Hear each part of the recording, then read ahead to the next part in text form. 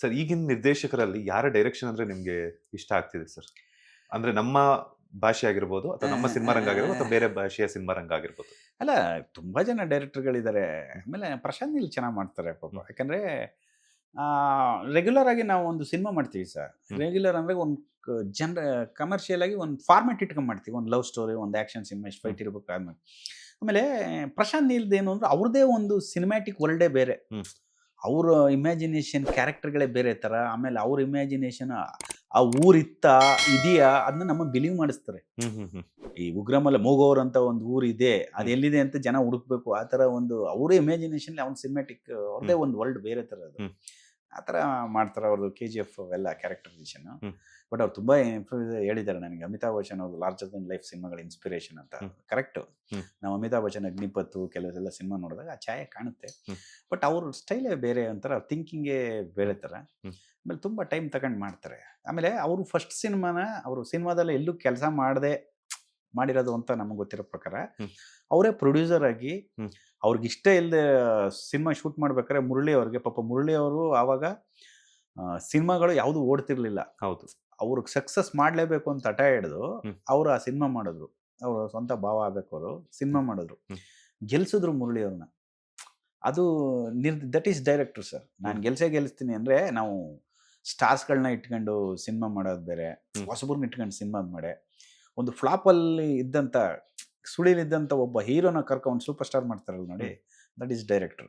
ನನಗೆ ಪ್ರಶಾಂತ್ ನೀಲ್ ಅವ್ರಿಗೆ ಆ ಚಾಲೆಂಜಿಂಗ್ ನನಗೆ ತುಂಬ ಇಷ್ಟ. ಅವ್ರದ್ದು ತುಂಬ ರಾಜಮೌಳಿ ಅವ್ರು ಚೆನ್ನಾಗಿ ಮಾಡ್ತಾರೆ, ಶಂಕರ್ ಅವರು ಚೆನ್ನಾಗಿ ಮಾಡ್ತಾರೆ. ಬಟ್ ಇತ್ತೀಚೆಗೆ ಪಾಪ ಯಾಕೋ ಅವ್ರ ಸಿನಿಮಾಗಳು ಹೋಗ್ತಾ ಇಲ್ಲ. ಆಮೇಲೆ ಸಕ್ಸಸ್ ಅಂದ್ರೆ ಡೈರೆಕ್ಟರ್ ಅಂದಾಗ ಸ್ವಲ್ಪ ಅಪ್ಸ್ ಆ್ಯಂಡ್ ಡೌನ್ಸ್ ಇದ್ದೇ ಇರುತ್ತೆ. ಹಂಗಂದ ತಕ್ಷಣ ಡೈರೆಕ್ಟ್ರು ಸರಿ ಇಲ್ಲ ಅಂತಲ್ಲ ಸರ್. ಪ್ರತಿಯೊಬ್ಬ ನಿರ್ದೇಶಕನಲ್ಲೂ ಒಂದು ಒಳ್ಳೇದಿರುತ್ತೆ ಅಂದ್ರೆ ರೈಟ್ ಟೈಮಲ್ಲಿ ರೈಟ್ ಇದರಲ್ಲಿ ಅವ್ರಿಗೆ ಸ್ಕ್ರಿಪ್ಟ್ ಸಿಕ್ಕಿ ಪ್ರೊಡ್ಯೂಸರ್ ಸಿಕ್ಕಿ ಮಾಡಬೇಕು. ಆದಾಗ ಪ್ರತಿಯೊಬ್ಬ ನಿರ್ದೇಶಕರಲ್ಲೂ ಒಂದೊಂದು ಟ್ಯಾಲೆಂಟ್ ಇದ್ದೇ ಇರುತ್ತೆ.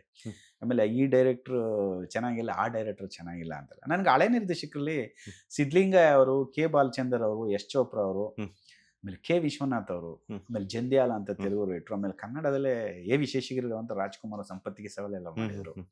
ದಾರಿ ತಪ್ಪಿದ ಮಗ ಅಂತಲ್ಲ, ಎಂಥ ಕ್ಲಾಸಿಕ್ ಸಿನಿಮಾಗಳು ಬಡವರ ಬಂದವೆಲ್ಲ.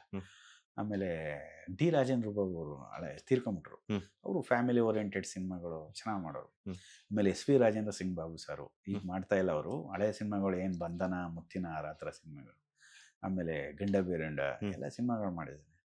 ಆಮೇಲೆ ಜನ ಒಂದೇನು ಸರ್, ನಾವೇನೇ ಮಾಡಿದ್ರು ನಾನು ಆಕಾಶ ಅರಸು ಸಿನಿಮಾ ಮಾಡಿದ್ದೀನಿ ಅಂತ ನಾನು ಹೇಳ್ಕೊಳ್ಳೋದಲ್ಲ, ನೀನು ಈಗೇನು ಮಾಡ್ತಿದ್ದೀಯ ಅಂತ ಕೇಳ್ತಾರೆ ಜನ. ಹೌದು. ಆಮೇಲೆ ನಾವು ಸಕ್ಸಸ್ಸು ನಮ್ಮ ಲಿಸ್ಟಲ್ಲಿ ಇರೋದು ಮರ್ತು ಬಿಡ್ಬೇಕು ಸರ್. ಅದನ್ನ ಅದಾಯ್ತು, ಮುಗೀತು, ಮುಂದೇನು ಅಂತ ಯೋಚನೆ ಮಾಡಬೇಕು. ಮುಂದೆ ಈಗ ಕಾಂಪಿಟೇಷನ್ಗೆ ತಕ್ಕಂಗೆ ನಾವು ಹೊಸದಾಗಿ ಏನಾರು ಮಾಡಬೇಕು ಅನ್ನೋ ಪ್ರಯತ್ನ ಮಾಡಬೇಕು. ಅದಕ್ಕೆ ತಕ್ಕಂಗೆ ನಮ್ಗೆ ನಿರ್ಮಾಪಕರು ಸಿಗಬೇಕು, ಕಲಾವಿದರು ಸಪೋರ್ಟ್ ಬೇಕು. ಅವೆಲ್ಲ ಕೂಡಿ ಬಂದಾಗ ಆಗುತ್ತೆ. ಕೆಲವರು ನಮ್ಮ ಹತ್ರ ಸಿನಿಮಾ ಮಾಡೋಕೆ ಒಂದು ಸ್ವಲ್ಪ ಸಂಕೋಚ, ದೊಡ್ಡ ಡೈರೆಕ್ಟ್ರು ನಾವು ಹೇಳಿದ್ರೆ ಏನಾರು ತಗೊಳ್ತಾರೋ ಇಲ್ವೋ ಅನ್ನೋ ಹೆಸಿಟೇಷನ್ ಇರ್ತಾರೆ ಈಗಿನ ಬರೋ ಯಂಗ್ಸ್ಟರ್ಸ್ಗಳು.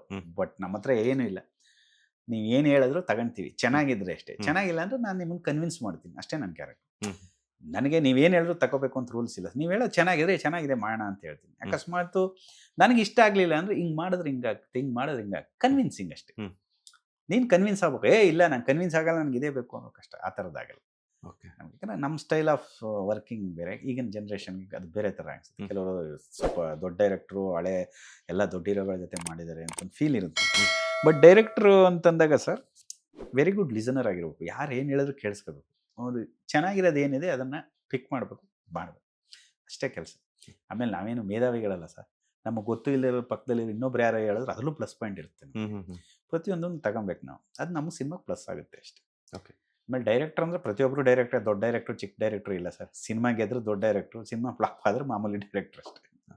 ಲೇಟೆಸ್ಟ್ ಹಾಗೂ ಇಂಟ್ರೆಸ್ಟಿಂಗ್ ಸುದ್ದಿಗಳಿಗಾಗಿ ಬಾಸ್ ಟಿವಿ ಕನ್ನಡ ಚಾನೆಲ್ನ ಸಬ್ಸ್ಕ್ರೈಬ್ ಮಾಡಿ, ಹಾಗೆಯೇ ಬೆಲ್ ಐಕಾನ್ ಪ್ರೆಸ್ ಮಾಡಿ.